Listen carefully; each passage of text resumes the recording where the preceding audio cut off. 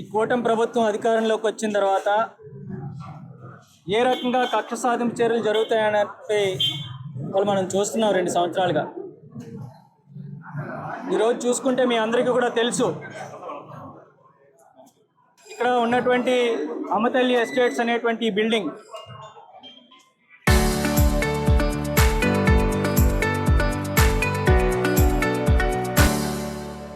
1999లో దీని నిర్మాణం అనేటువంటిది చేయడం జరిగింది. అప్పటి నుంచి కూడా మరి ఇక్కడ ఏదైతే సెల్లార్ కానీ ground floor, first floor, second, third, fourth and పెంట్ హౌస్తో పాటు ఈ బిల్డింగ్ ఉండేది. అప్పట్లో కొంతమంది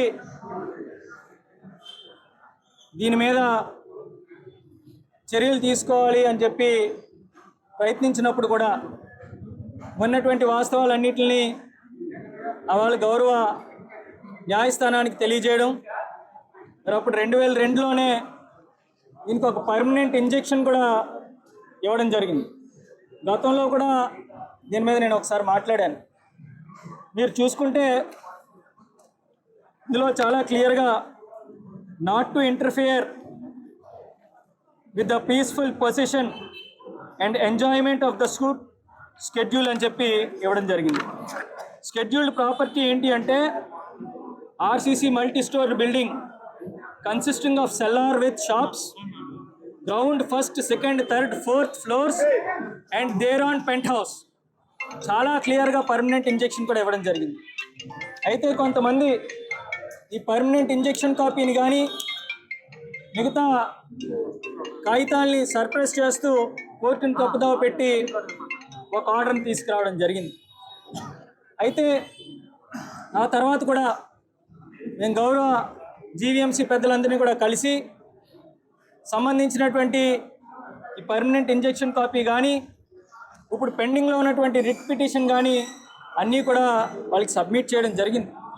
అయినప్పటికీ కూడా రాజకీయ కక్షలో భాగంగా ఈరోజు ఈ రకంగా వాళ్ళ మీద ఒత్తిడి తీసుకొచ్చి ఇవాళ సుమారుగా 2000 సంవత్సరం అంటే 1999 అంటే 27 సంవత్సరాల క్రితం కట్టినటువంటి బిల్డింగ్ మరి ఇక్కడ మరి సెల్లార్లో మరి టెనెంట్స్ కింద ఉంటున్నారు.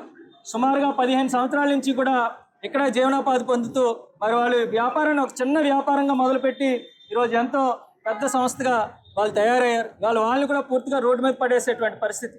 ఎటువంటి ప్రియార్ నోటీస్ కూడా మరి ఈ మధ్యన అయితే ఇవ్వకుండా ఎప్పుడో 1.5 సంవత్సరాల క్రితం నోటీస్ అని చెప్తున్నారు. ఏదేమైనప్పటికీ కూడా ఇవాళ పూర్తిగా రాజకీయ కక్ష, ఇవాళ రెడ్ బుక్ రాజ్యాంగం అని చెప్పుకొని ఏ రకంగా నడిపిస్తున్నారో ఇవాళ తెలుస్తుంది.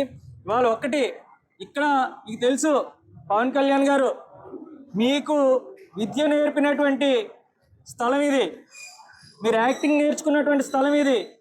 ఇవాళ సత్యానంద్ గారు ఎంతోమంది సినీ ప్రముఖులకి ఇవాళ ప్రభాస్ కానీ, పవన్ కళ్యాణ్ గారు కానీ, మహేష్ బాబు గారు కానీ పెద్ద వాళ్ళందరికీ కూడా యాక్టింగ్ నేర్పినటువంటి మీ గురువు గారు సుమారుగా 25 సంవత్సరాల నుంచి ఎంతోమందికి ఇక్కడే యాక్టింగ్ నేర్పుతున్నటువంటి స్థలాన్ని ఇవాళ ఆయనకు ఉన్నటువంటి 25 సంవత్సరాల నుంచి ఉన్నటువంటి ఆయన స్థావరాన్ని కూడా ఇవాళ తీసేసినటువంటి పరిస్థితులు ఇవాళ చూస్తున్నాం.